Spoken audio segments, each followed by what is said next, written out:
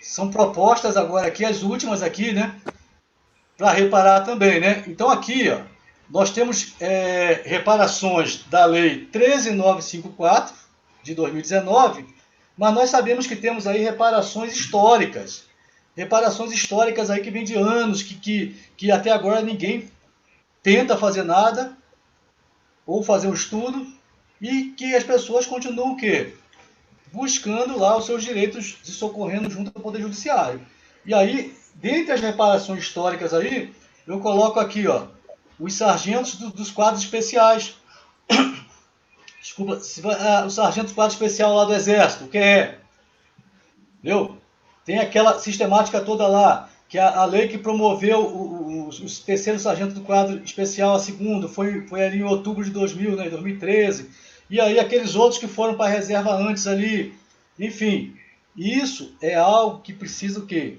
É estudar, se propor uma reparação, enquanto administração pública, né, aí, assim, eu falo como advogado, mas falo o quê? Eu busco sempre o quê? Que se tenha a solução pacífica do conflito. Cabe sim à administração propor alternativa de resolver uma demanda, sem que deixe esses inúmeros militares tenham que buscar o Poder Judiciário para que o Poder Judiciário diga de quem é o direito.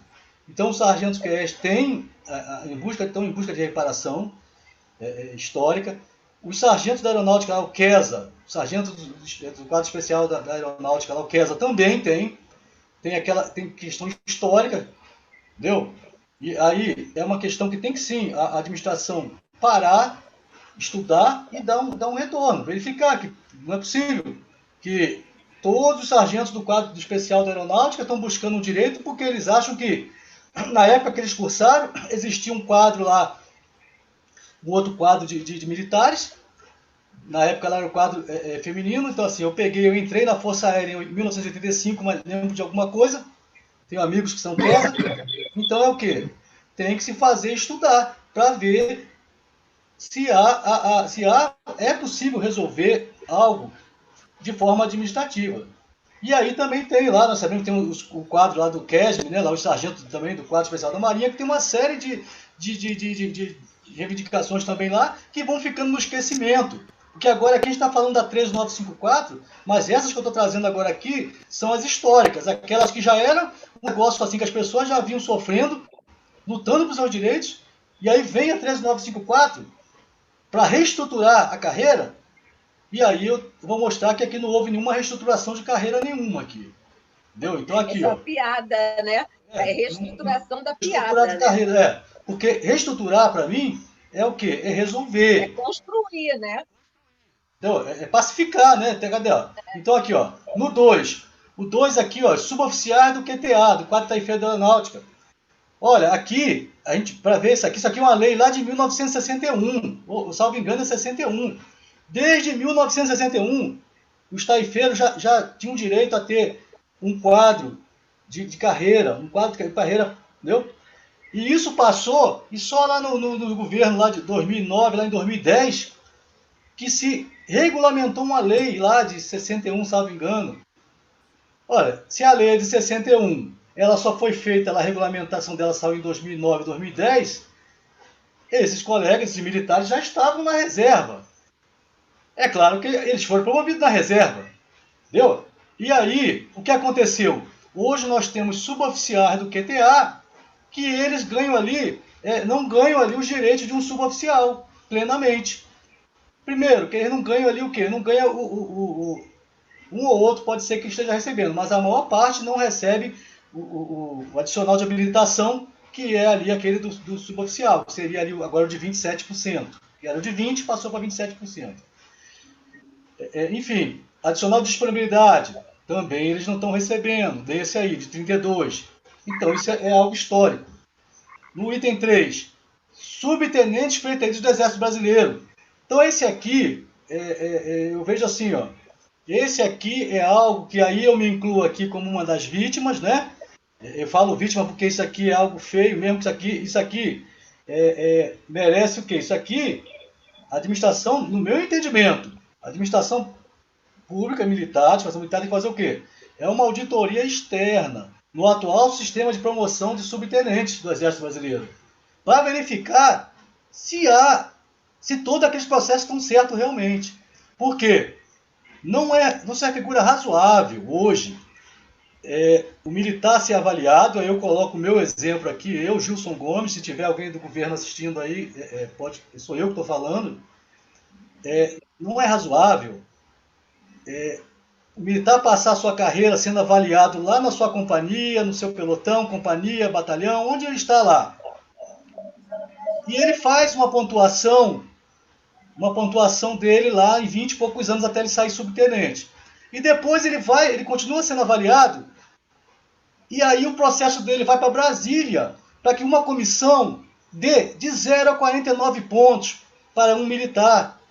E aí vai voltar naquele ponto que eu falei da escolha. Querendo ou não, quando se dá de 0 a 49 pontos para alguém, que se dê 49 pontos para um e dê 2 para outro, está se escolhendo. Não é à toa que o TRF4 já tem lá um acordo no TRF4 no sentido da ilegalidade dessa avaliação. Então isso aqui se faz necessário que a administração militar acabe com essa avaliação, uma comissão que está lá em Brasília. O militar está em um dos 26 estados aí, ou até mesmo no DF, mas ele não está junto com essa comissão, não conhece esse militar. Essa comissão não sabe o que esse militar trabalha, o que ele produz. Quem sabe é o comandante dele lá. E aí o que acontece? Se dá pontos, um absurdo desse dar pontos, se o militar constrói numa carreira 105, 110 pontos, como pode uma comissão dar 49 pontos? Então, isso é algo que tem que sim ser avaliado. Isso aqui eu reputo que é muito grave. Se não fosse grave, o TRF4 já não teria um entendimento nesse sentido, entendeu? E aí eu digo sim, a comissão pode existir? Até pode, mas ela pode ser para quê? Como as comissões, como funciona com o funcionalismo público federal. A comissão, ela faz o quê? A comissão só vai verificar se aquele processo está tudo correto, se está faltando algum documento, mas jamais dá pontos, entendeu? E aqui eu falo com uma das vítimas que eu ganhava de 2, 3 pontos aí. E se pegarem lá o meu histórico lá, eu sempre exerci funções acima de subtenente, como está nas minhas alterações. Mas, no entanto, alguém lá, Gilson Gomes, projetava no quadro. Gilson Gomes não, 5 pontos para ele só. Fulano, 49. E aí, vem o quê? Vem a quebra da hierarquia, entendeu? Então, esse é um ponto que merece, sim, uma reparação, mas tem que ter vontade de fazer. Tem que querer fazer. Isso aqui não é para qualquer um, não. Tem que fazer mesmo, tem que ter disposição. O item 4. Propor equivalências de cursos. A equivalência de cursos, essa questão foi trazida lá em 2000, com a medida provisória 2215. Lá atrás, há 20 anos atrás, já se tinha essa previsão de cursos de altos estudos para oficiais e para praças, para os graduados. Ocorre que isso ficou ali no esquecimento. O Exército fez lá em 2012, iniciou o primeiro concurso, 12, 13, mas no próprio Exército, vários militares não puderam fazer. E aí eu coloco a minha situação particular da mesma forma. Em 2012 eu estava na ativa. Eu fui promovido a subtenente em 2008. Em 2012 eu estava na ativa, a minha turma não pôde se inscrever nesse curso. A regra foi essa. A minha ESA 88 não pode se inscrever, nem acho que 89. Eventualmente algum outro colega fez, mas a regra era não fazer. Então, também eu e outros colegas não podemos fazer. Na Marinha e na Aeronáutica, o negócio ainda foi pior. Por quê? Porque só agora, recentemente, ano que vem, que foram criados, ano passado, foram criados esses cursos de altos estudos para graduados. Entendeu? E aqui tem que ser feito o quê? A equivalência de curso.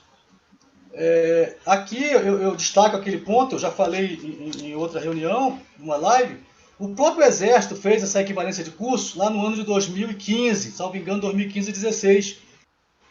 2015 ali, através de uma portaria, fez o quê? A equivalência de curso do curso de aperfeiçoamento de oficiais da Escola de Aperfeiçoamento de Oficiais, da ZAO. Ele fez o CAO, né? O CAO ali com o mestrado em operações militares.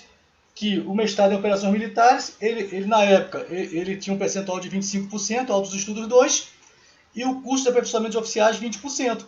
Através de uma portaria, o Exército fez a equivalência de cursos lá. E todos os militares passaram a receber altos estudos 2. E as pensionistas daqueles militares que já haviam ido a óbito, todos, através de uma portaria. Então, é possível fazer a equivalência de custos? É possível, totalmente possível. Basta querer fazer, basta ter vontade para fazer, para reparar injustiças. Entendeu? Porque se alguém não fez o curso, não foi disponibilizado realizar esse curso, ele não pode agora ser prejudicado. Entendeu? Prejudicado por uma situação que ele não deu motivo. Tá ok? Então isso aqui é muito importante também, é algo que tem que ser feito aí. 5. Propor reparação para os militares que foram transferidos compulsoriamente para a reserva remunerada, contrariando a previsão legal vigente à época. Aqui, eu coloco por experiência, né, de estar advogando aí nos 26 estados do Distrito Federal e ter clientes em algum estado nessa situação. Na década de 70, alguns militares, cabos, foram transferido compulsoriamente para a reserva remunerada, ali, mais especificamente na década de 70, ali que eu tenho conhecimento de caso concreto. E o Estatuto dos Militares da época tinha a previsão de que cabo, transferência compulsória aos 45 anos de idade.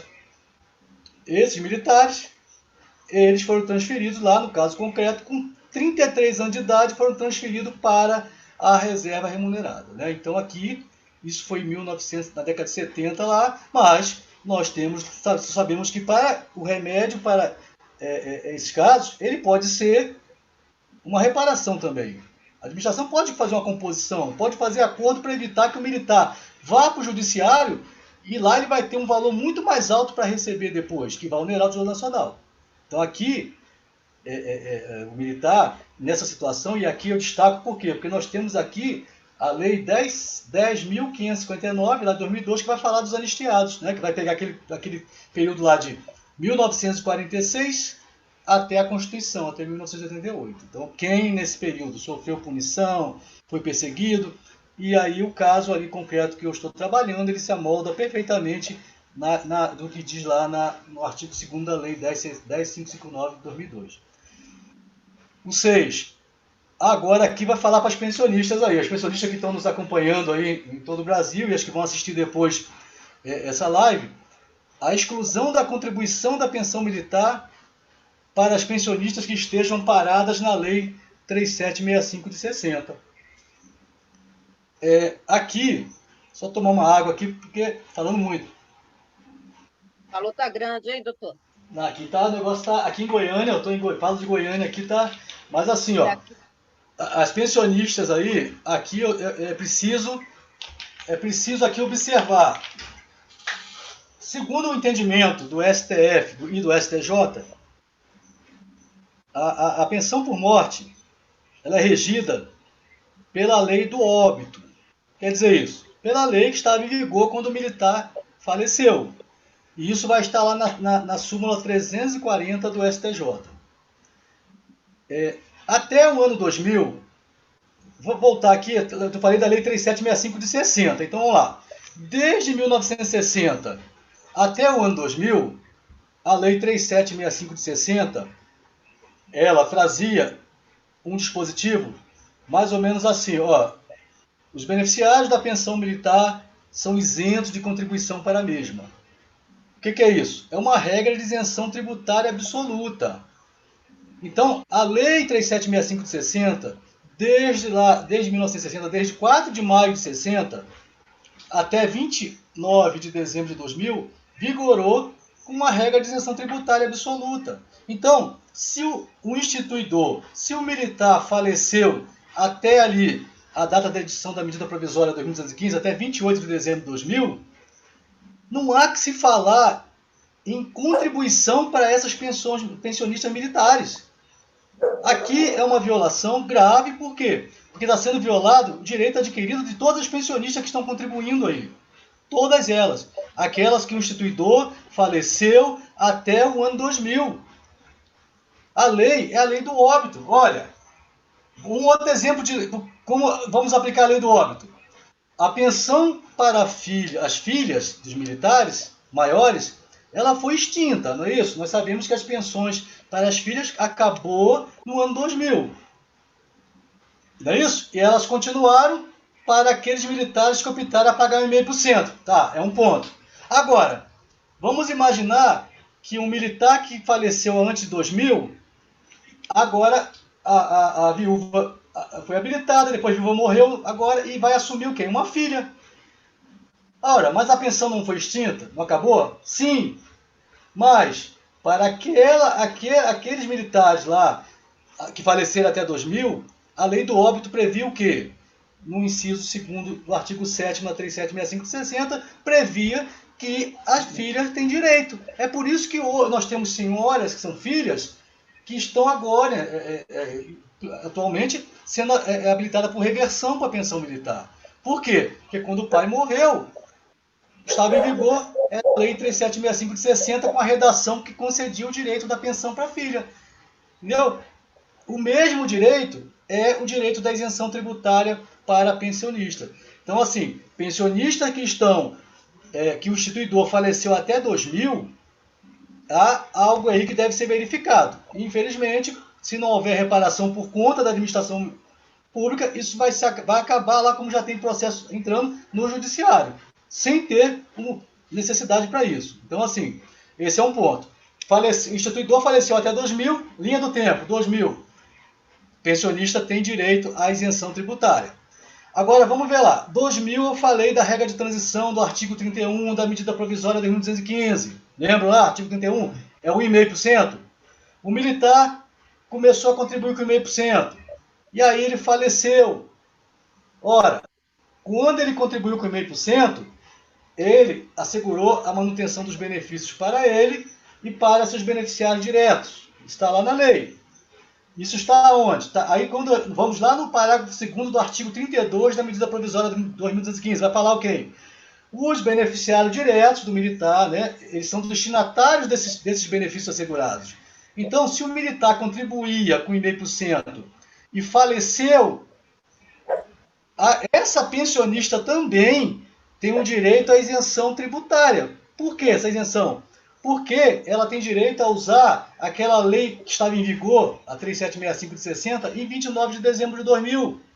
Então fica claro que hoje nós estamos tendo pensionistas que o instituidor morreu até 2000, que estão pagando pensão que não deveriam estar pagando, pensão militar, por conta da lei do óbito, né?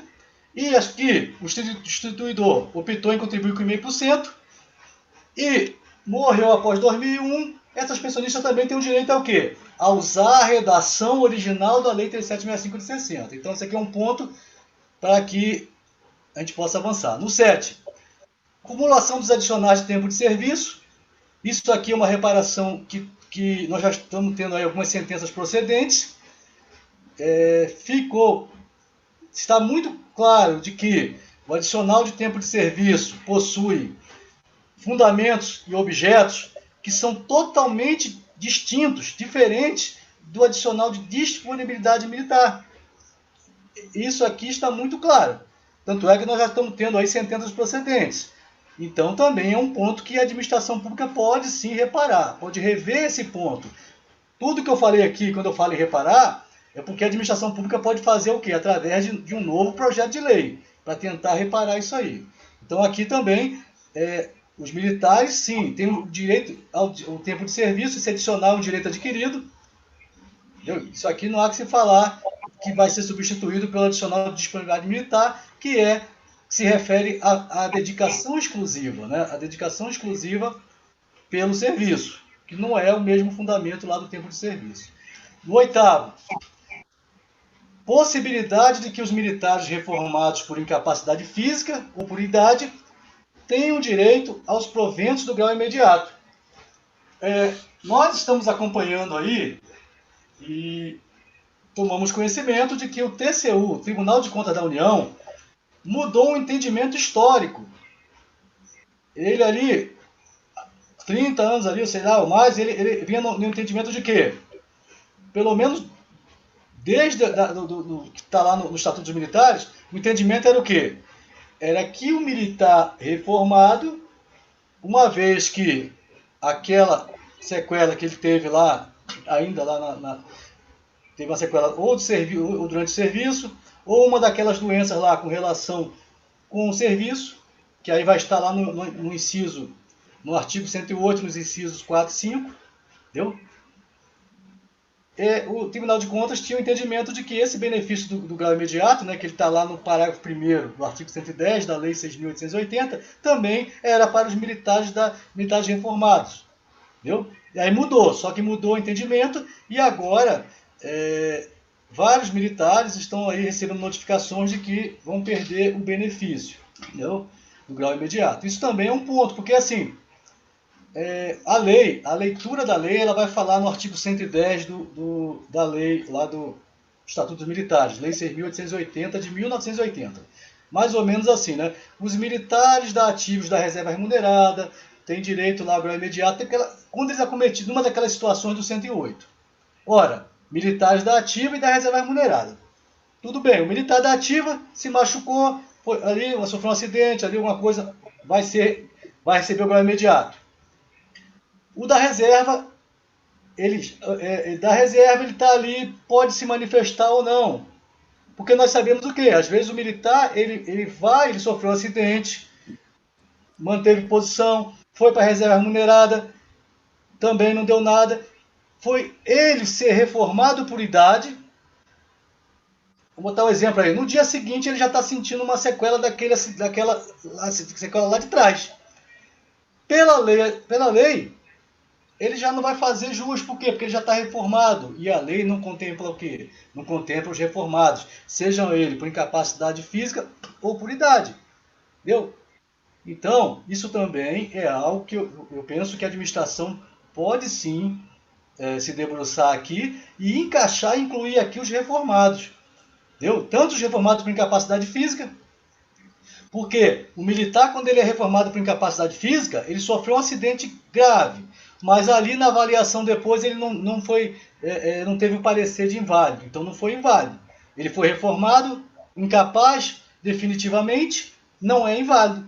Tudo bem, passou o tempo e essa sequela agravou. Ele pode ter o grau imediato? Pela lei hoje não, até porque o TCU mudou o entendimento. Então isso é um ponto que a administração pública pode sim trabalhar o quê? Num projeto de lei para o quê? Alterar o artigo lá, o 110 do Estatuto dos Militares para o quê? Incluir os reformados sim. O 9 aqui, reconhecer o direito de licença especial proporcional para militares e seus pensionistas. Olha, isso aqui hoje é uma das grandes demandas em todo o Brasil, a licença especial proporcional. O que aconteceu? Em 2000, foi extinta a licença especial. Está lá no artigo 33 da medida provisória 2215. Extinto, acabou a licença especial. Ocorre que os militares, no ano 2000, lá eles fecharam um tempo. Ou eles fecharam menos de um decênio, ou eles fecharam mais de um decênio e menos de 2, ou eles fecharam mais de 2 decênios e menos de 3.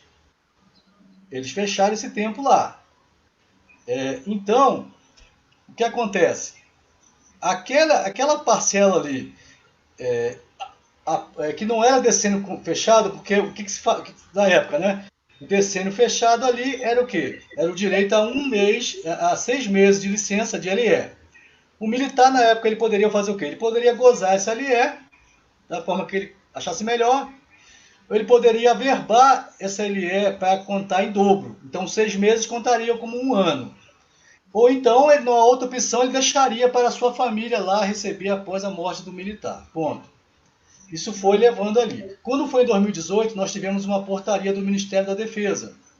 E aí, houve um novo entendimento de que os militares podem buscar lá essa licença especial lá, que eles não gozaram, não gozou e nem foi averbado. Ou se foi averbado também, ela foi averbada, o militar já estava com mais de 30 anos, não serviu de muita coisa. Então, isso aí, e nós já temos julgados aí, sentenças procedentes, no sentido do militar receber a licença dele lá. A partir dali evoluiu para quê? Com pedidos de licença especial proporcional. Porque vamos imaginar, o militar estava ali com 29 anos ali, se ele somou ali, vamos supor, estava com 27 anos de serviço em 2000. 27 anos de serviço lá em 2000. E aí ele estava com 2 decênios fechado lá. Ele foi, 2 decênios, ele tinha 1 ano de licença especial, contou em dobro, 2 anos com 27 anos, 29. Aí ele estava o quê? 29 anos, 11 meses e 28 dias.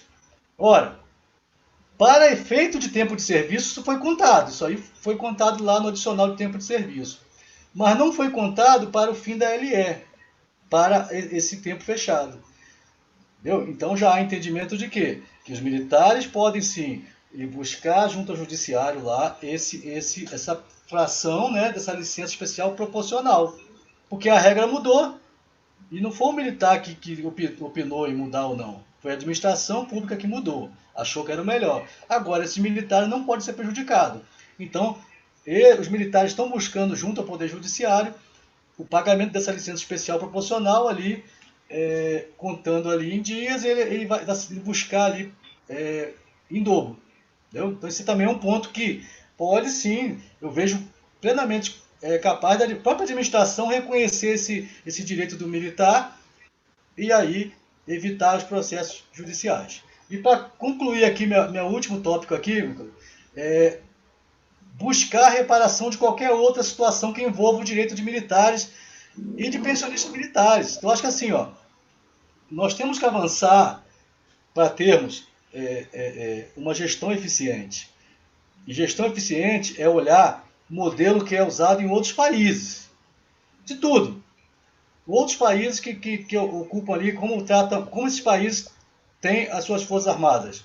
Eu passei aqui alguns pontos do que eu estudei, do que eu venho estudando na área de previdência militar. Né? Previdência militar, como eu estudei, como outros países fazem.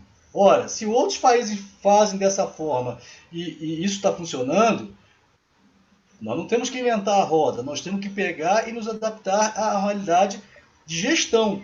Por quê? Porque tudo isso aqui que eu falei é dinheiro público. Todos concordam com isso, né? Que é dinheiro público que nós estamos falando. Se um grupo de militares, um grupo de pensionistas está sendo violado no direito, essas pessoas vão buscar o judiciário. A administração pública vai ser onerada. O Tesouro Nacional, no final, é que vai pagar. Então, aqui é uma contribuição dos meus estudos que eu fiz quando eu estava na Universidade Federal de Goiás, na Faculdade de Direito. Entendeu? Eu boto aqui, estou convencido de que essas medidas iniciais representarão o início de uma gradativa desoneração do Tesouro Nacional e da valorização dos militares das Forças Armadas. Pulei um aqui, só peço até desculpa que voltei aqui, o nono aqui, reconhecer o direito ao auxílio invalidez das pensionistas militares, Aqui, o que acontece hoje? As pensionistas estão contribuindo, tanto quanto os militares ou mais, né? Tem umas que contribuem com 11 e outras com 12,5. Esse auxílio invalidez, ele está lá previsto lá na medida provisória de 2215. Aí vão falar, não está lá na medida. Ora, não está. Mas aí eu dou um exemplo aqui, que já estou caminhando para encerrar, mas eu dou um exemplo aqui de algo que não está na medida provisória de 2215, mas que o STJ já tem o entendimento de que está.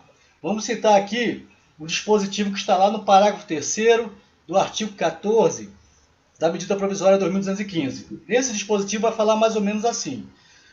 Os militares têm o direito de receber pelo menos lá 30% da sua remuneração, quer dizer, o militar da ativa, ou dos seus proventos, o militar da reserva. O que quer dizer isso?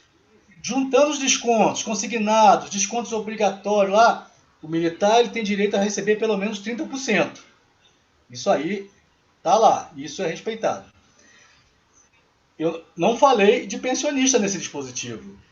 Só que o STJ tem o entendimento de que esse dispositivo ele serve sim para as pensionistas. Por quê? Porque as pensionistas estão dentro também da medida provisória de 2215. Então, por isso que quando uma pensionista vai se socorrer junto ao judiciário, lá no Poder Judiciário, é que os advogados usam, dentre outros dispositivos, mas usa esse também, o parágrafo 3º do artigo 14 da medida provisória 2215. E aí vai se buscar o quê? Que a pensionista tenha o direito a ter pelo menos 30% da sua pensão. Entendeu? E se tem esse entendimento com relação aos descontos, no meu entendimento, nós temos que caminhar sim para que as pensionistas tenham direito ao auxílio invalidez. Até porque agora elas são contribuintes da Previdência Militar. Elas contribuem. E um dos benefícios também lá, né, não é um benefício por doença, como alguém contribui com o sistema e depois ele não tem direito a usufruir de um benefício. Que benefício é esse? Um auxílio invalidez. Se essa pensionista tiver numa condição que a Junta de Inspeção de Saúde entender que ela necessita de cuidados médicos permanentes, o acompanhamento do pessoal de enfermagem, enfim, nas mesmas condições dos militares, essa pensionista tem sim o direito a buscar junto ao Poder Judiciário. E aqui eu deixo também como uma proposta para quê? Para uma reparação, através de um projeto de lei, o que quer que seja. Então aqui eu concluo as minhas palavras aqui, doutora Selma, subtenente Rubilar, e aí eu fico à disposição para perguntas que tivermos aí.